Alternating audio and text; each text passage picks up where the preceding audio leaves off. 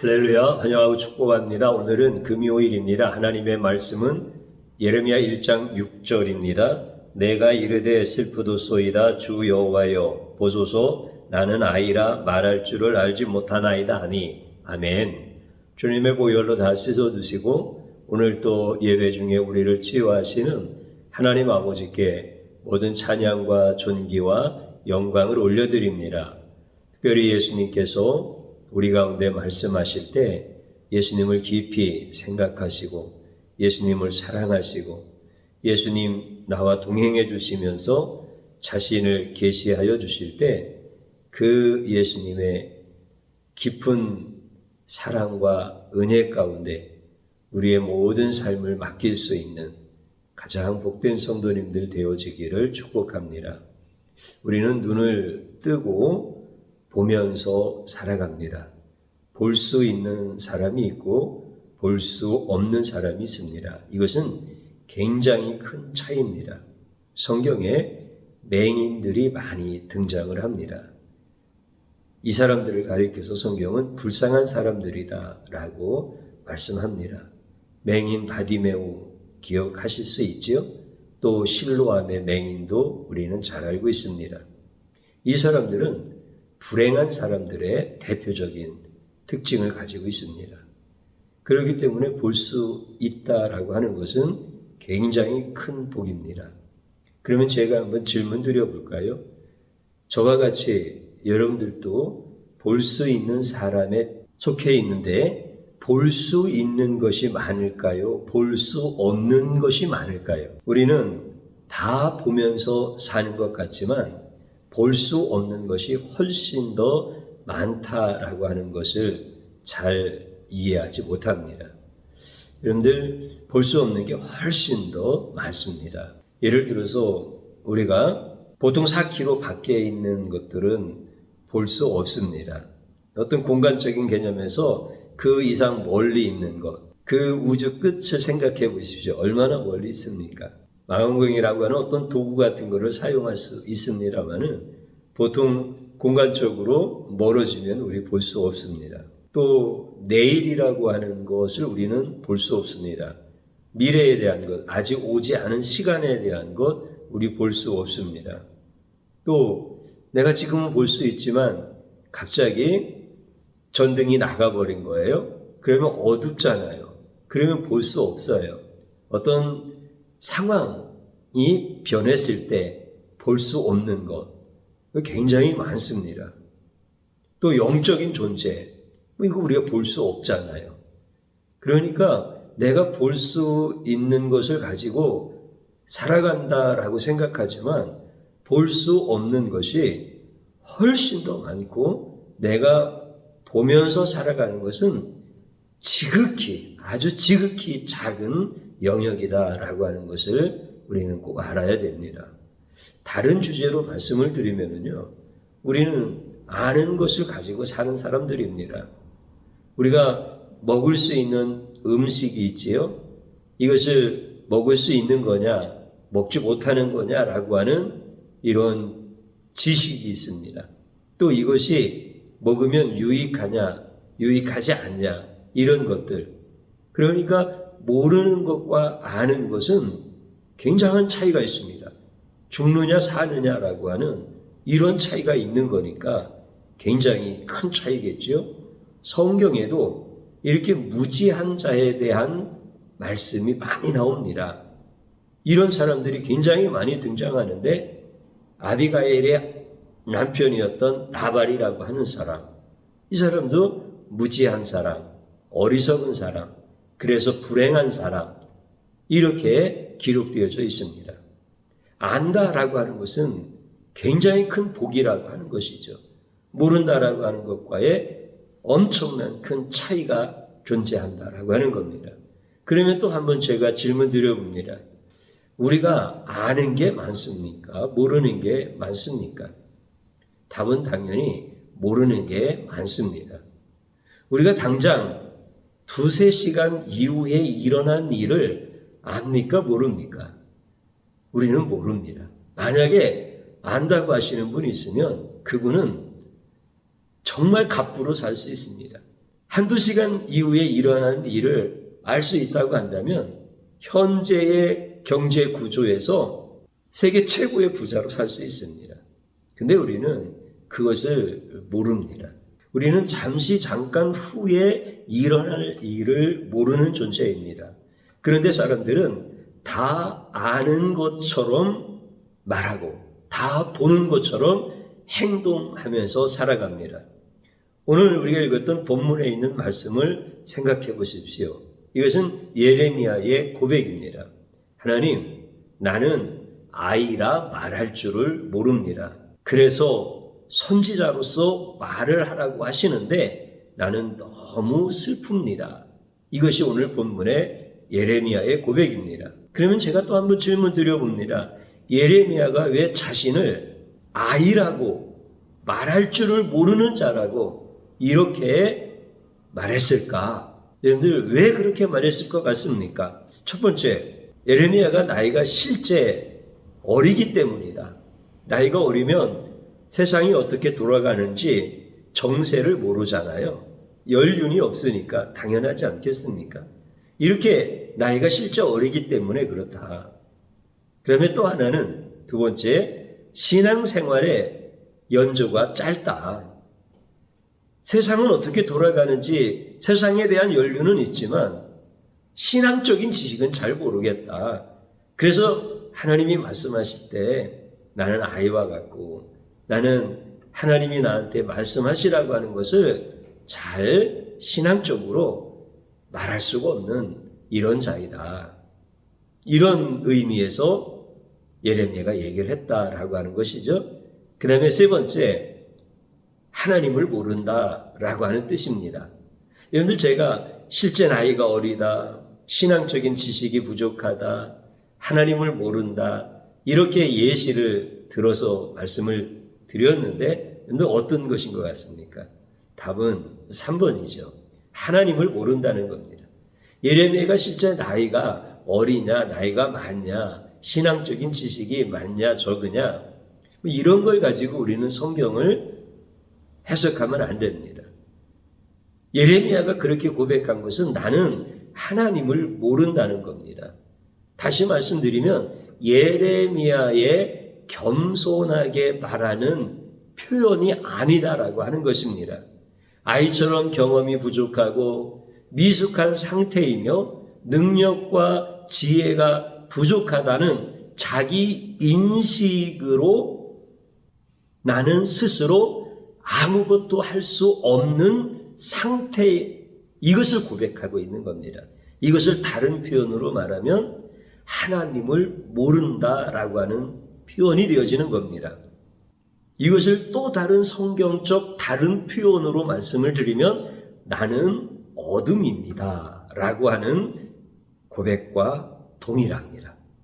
예레미야가 고백한 나는 아이입니다. 나는 말할 수 없습니다. 이것은 곧 나는 하나님을 모르기 때문에 아무것도 알 수 없는 자입니다 라고 하는 고백과 동일하다라고 하는 겁니다. 이제 중요한 말씀을 드리려고 합니다. 하나님은 이런 나의 고백을 굉장히 좋아하신다라고 하는 이 핵심적인 말씀을 전하고 싶은 겁니다. 그런데 하나님이 왜 이런 것을 너무 좋아하실까요? 하나님의 생각과 우리의 생각이 같아요? 달라요? 다릅니다. 그래서 하나님의 생각은 높고 우리의 생각은 낮다. 하나님의 생각과 우리의 생각은 다르다. 이렇게 성경에서 우리에게 가르쳐 주시죠. 한번 생각해 보십시오. 내 자녀가 있어요. 그래서 이제 유치원에도 보내고 또 이제 초등학교에도 간 거예요. 근데 이 아이가 학교에 갔다 와서 엄마, 나는 학교에서 선생님이 뭐라고 말씀하시는 것을 모르겠어. 이렇게 얘기하면 한두 번은 그래 모를 수도 있지 뭐. 이거는 선생님이 이런 뜻으로 말씀한 거야. 이제 깨달을 수 있겠지? 그리고 엄마 아빠가 이렇게 가르쳐 주는 거예요. 그러면은 이 아이에 대해서 기대를 하고 가르쳐 주잖아요. 그리고 이 아이가 또 그런 뜻이었어? 그리고 또 이제 학교에 간 거예요. 그런데 이 아이가 또 와서 엄마, 난 잘 모르겠어. 아빠, 그게 무슨 말인지 나는 전혀 이해가 안 가. 이렇게 계속 얘기를 하는 거예요. 그래도 부모가 인내심을 가지고 가르쳐 주는데, 이 아이가 2학년에 올라가고 3학년에 올라가고 계속 그런데도 동일한 얘기를 하는 거예요. 나는 도대체 모르겠어. 나는 무슨 말을 하는지 전혀 감을 못 잡겠어. 이렇게 계속 얘기를 하면 인내심이 많은 엄마 아빠라 할지라도 그 아이가 하교에서 돌아올 때 정도가 되어지면 불안하고 초조해지는 거죠. 그리고 그 아이가 와서 어김없이 엄마 나 잘 모르겠어. 전혀 모르겠어. 그러면은 그럴 수도 있지. 그래서 배워야 되는 거야. 이렇게 가르쳐주는 부모가 누가 있겠어요? 속이 터지는 거지. 속이 터져. 그러면서 어떻게 나는 잘했는데 네 아빠를 닮아서 네가 그렇다. 또 아빠 입장에서는 나는 하늘을 가르쳐주면 여를 알았는데 어떻게 너는 네 엄마를 닮아서 그럴 수가 있느냐. 그러면서 정말 막 속이 터지는 거예요. 이게 사람의 생각입니다. 사람의 모습입니다. 그런데 하나님은 내가 잘 모르겠어요. 내가 아이입니다. 내가 무슨 말을 해야 할지 모릅니다. 나는 어둠입니다. 캄캄합니다. 아무것도 안 보입니다. 이렇게 말을 하면 우리 하나님은 속이 터지시겠어요? 아니면 우리 하나님이 그런 자의 고백을 굉장히 기뻐하시겠어요? 굉장히 기뻐하십니다. 오히려 반대입니다.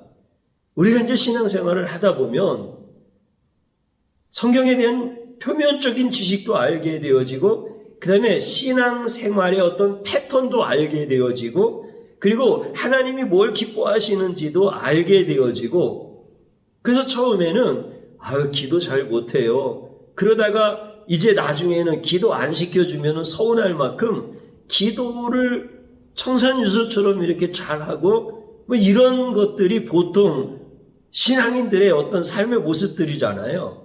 그러니까 사실 신앙생활 예를 들어서 5년 했다, 10년 했다, 30년을 했다 그러면은 뭐든지 다 알아요. 주혜정이 설교를 시작하면 본문만 봐도 무슨 말씀할지 다 알고 그 다음에 주혜정이 설교하려 치면은 이거는 누구한테 하는 말이야 이렇게 전부 다 알고 그리고 모든 것을 다 훤히 다 꿰뚫어 압니다. 이거 당연하지 않겠어요? 정상적이라면 그렇지 않겠어요? 그런데 이제 이 사람이 하나님을 향해서 하나님 내가 다 합니다. 내가 설교자의 입장에서 하나님 내가 다 합니다. 그래서 내가 설교하는데 부담이 없습니다. 그리고 또 성도들 입장에서 다 합니다. 이거 다음에는 저거죠. 내가 그렇게 하겠습니다. 이렇게 우리가 하나님을 향해서 고백을 하면 하나님이 막 기뻐하셔야 되잖아요. 내 자녀들이 학교에서 돌아왔을 때 엄마 다 알아. 이거는 선생님이 안 가르쳐 주셨는데도 내가 벌써 다 알겠어. 이러면은 막 부모님들이 신나는 거 아니에요? 그리고 우리 아들 딸 진짜 훌륭하다. 너희들 장차 뭐가 되려고 이러느냐? 내가 하나님 앞에 기도를 열심히 했더니 하나님이 내 자녀들에게 이렇게 복을 주는구나. 그리고 막 부모의 마음이 막 기쁠 거 아니겠어요? 하나님도 그러셔야 되잖아요. 내가 다 안다는데 하나님이 얼마나 기뻐하시겠어요? 정세를 다 알고 무슨 말을 해야 할지 알고 그리고 우리 장로님들, 우리 권사님, 집사님들이 다 안다고 하는데 내가 어떻게 섬겨야 되고 내가 어떻게 본을 보여야 되고 내가 어떻게 판단을 해야 되고 이거를 다 안다는데 하나님이 너무 기쁘셔야 될 거 아니에요. 이제 치유하는 교회는 내가 걱정할 게 하나도 없다. 다 아는 자들이 처처에 다 세워져 있으니까 그들이 알아서 다 잘 섬기고 이렇게 주님의 뜻을 행할 거니까 내가 이제 치유하는 교회는 신경 안 써도 되겠다. 하나님이 이러셔야 될 거 아니에요. 근데 하나님은 내가 다 안다고 하면 되게 슬퍼하셔요. 그리고 근심하셔요. 그런데도 우리 인간들은 하나님의 마음을 모르니까 내가 다 안다라고 하는 것을 하나님 앞에 자랑 삼아서 얘기하고 사람들 앞에서는 거기에다가 과장을 해가지고 내가 모르는 것이 없다라고 하면서 전부 다 내가 생각하는 것이 옳고 내가 판단하는 것이 옳으니까 내가 하자는 대로 해야 된다라고 이렇게 얘기를 한단 말이에요. 그러면 하나님은 되게 슬퍼하신다는 거예요. 내가 밝음이요 이렇게 얘기하면 하나님은 슬퍼하셔요. 내가 어둠입니다. 내가 어린아이라 말할 줄을 모릅니다. 이렇게 예레미야가 고백하는 것처럼 그렇게 고백할 때 우리 하나님이 기뻐하신다는 거예요. 여러분들 우리가 6절에 있는 말씀을 읽었는데 7절에 있는 말씀을 제가 한번 읽어드릴게요. 여호와께서 내게 이르시되 너는 아이라 말하지 말고 내가 너를 누구에게 보내든지 너는 가며 내가 네게 무엇을 명령하든지 너는 말할지니라. 아멘. 예레미야가 선지자로 부름을 받았는데 나는 아이라 말할 줄을 모릅니다. 너무 슬픕니다. 그러니까 하나님께서 막 노여워하시거나 근심하시거나 안타깝게 여기하시면서 그래 너는 예레미야 선지자가 될 수 없겠구나. 내가 다른 선지자를 불러야 되겠다. 우리 하나님이 이렇게 선수교체하시는 게 아니라는 거예요. 우리 하나님이 그 예레미야의 고백을 굉장히 기뻐하시고 그러면서 어떻게 하신다고요? 걱정하지 말아라. 아이라고 말할 필요 없다. 내가 누구한테 보내든지 너는 가라. 그리고 내가 너에게 명령하는 것을 그대로 얘기하라. 이렇게 하나님이 말씀을 해주시는 거예요. 이게 얼마나 참 기분 좋은 얘기예요. 하나님의 마음을 우리가 모르는 거예요. 그래서 우리가 다 안다라고 이렇게 얘기를 하는 거예요. 우리 하나님이 나의 무슨 고백을 기뻐하시는지를 모르는 거예요. 나는 아이라 모릅니다.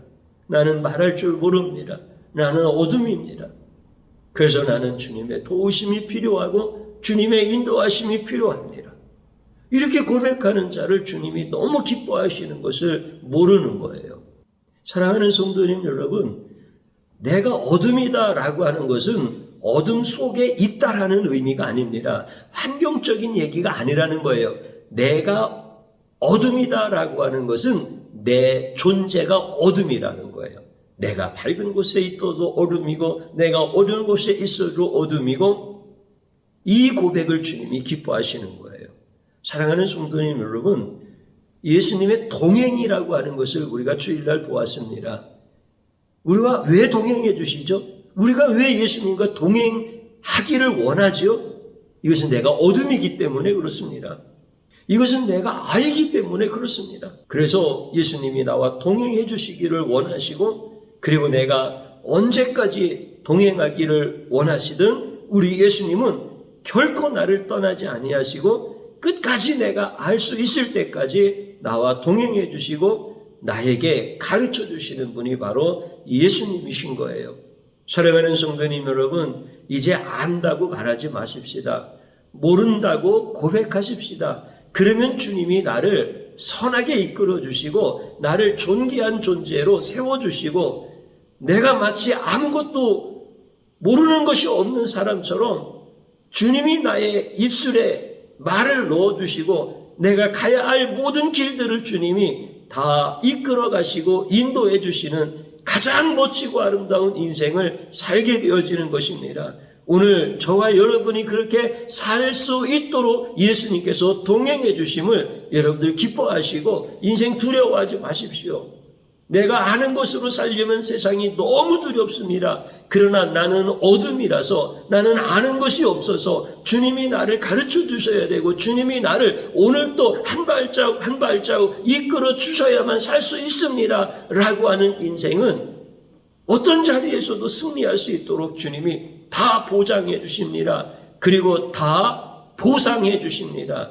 우리가 이런 예수님과 함께 간다는 것이 가장 복된 겁니다. 여러분들 놀라지 마십시오. 두려워하지 마십시오. 예수님이 여러분의 능력이요. 예수님이 여러분의 지혜요. 예수님이 여러분의 길과 생명입니다. 오늘 여러분들 그 예수님만 찬양하고 예수님만 따를 수 있기를 주님의 이름으로 축복합니다.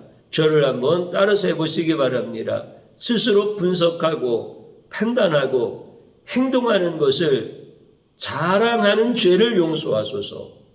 우리가 예수님 없이 살았던 이 죄를 주님 앞에 진심으로 회개하는 겁니다. 또 한번 따라서 하십시오. 아이 같은 나를 사랑하시고 어둠인 나를 인도하시는 주님을 찬양합니다. 아멘. 주님 한번 부르고 기도합니다. 주여, 오늘 이 시간에 예레미야의 그 고백이 어리석고 망하는 고백이 아니라 우리 주님이 기뻐하시고 주님께서 그와 함께 하시는 그 놀라운 은혜의 고백인 것을 깨달았습니다. 그런데 나는 미련하여서 내가 스스로 생각하고 분석하고 판단하고 내가 모든 것을 책임질 것처럼 행동하는 미련한 어리석은 자입니다. 이 어리석음을 자랑했던 무지한 자입니다. 주님이시여 이 죄악을 용서해 주옵소서.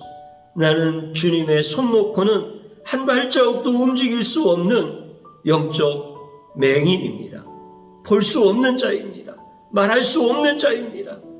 주님이여 나와 같은 자를 주의 종으로 세우셨는데 슬프고 또 슬픕니다. 주님이 내 입술에 말씀을 주시지 아니하면 나는 한 말씀도 할 수가 없으며 주님이 내 손 붙잡고 앞서가지 아니하시면 나는 한 발짝도 움직일 수 없는 주여 이렇게 미련한 자임을 고백합니다. 주님이시여 이제 주님만 사모합니다. 이제 주님만 따르기를 원합니다. 이제 주님이 이끄시는 대로만 가기를 원합니다. 오 신실하신 하나님 아버지, 나의 이 모든 것이 주님의 은혜임을 고백합니다. 오직 주님만 찬양하기를 원합니다. 아이 같은 나, 그래서 말할 수 없는 나, 내가 어둠이라서 분간할 수 없고 갈 수 없는 이런 나를 사랑하시고 끝까지 동행하여 주시면서 이끌어 주시는 주님만을 찬양합니다.